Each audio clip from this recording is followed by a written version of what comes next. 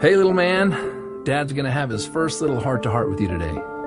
I'm guessing you probably came to this earth knowing all this, but by the time you see over 20,000 targeted ads aimed at you each year, thrown in with a few Disney characters, it'll get easy to forget. Let me start by saying I didn't sleep last night after hearing some of the latest studies. That this is the sickest generation ever, the fattest generation ever, and the first generation projected to outlive their children. But I believe as your dad, I have a say in this. I have no plans to outlive you, and I hope this is the start of many talks to come. So hear me out and don't interrupt me. So the first thing is the difference between the pharmacy and the pharmacy. One is the third leading cause of death, while the other is the future in medicine. Nearly everything you'll hear about this so-called war on disease is about money. The billions of dollars are from prescriptions they call weapons of war.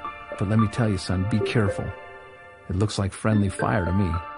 But if you ever find yourself in an emergency room, I hear they're great.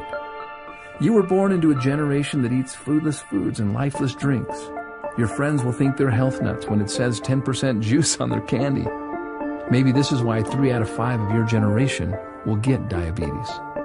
When they think they're eating fruit, it's marketing. It's Fruit Loops and Apple Jacks and Crunch Berries.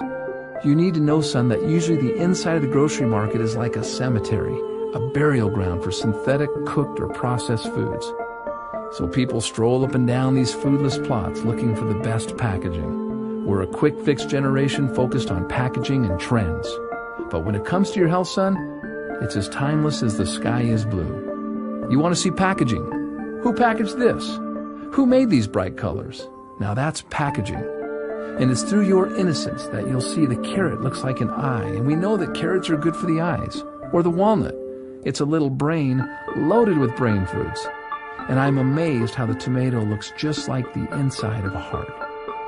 You want to hear something kind of funny but sad? My generation lives on buns and rolls, and it shows. 2 out of 3 of us are overweight. However, nature is nutritionally complicated, so we don't have to be. And oh yeah, another thing. See that over there? Beware of those trendy marketeers who will preach inferiorism to you, telling you that the food is no good, the dirt is no good, the air is no good, and the water is no good.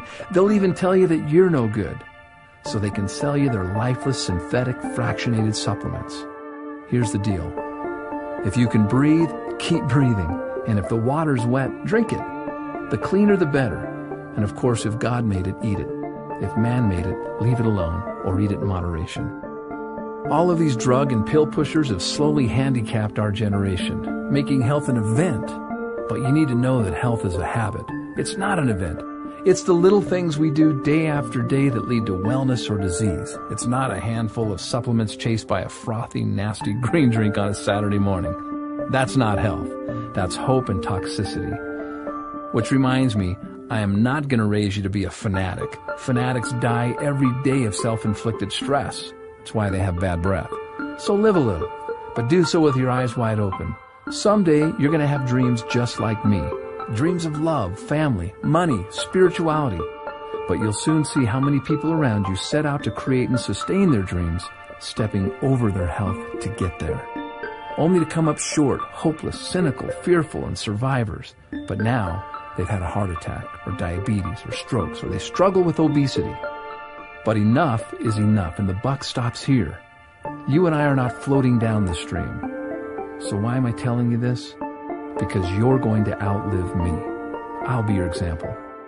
I may need your care and assistance someday. And because, of course, I love and care for you.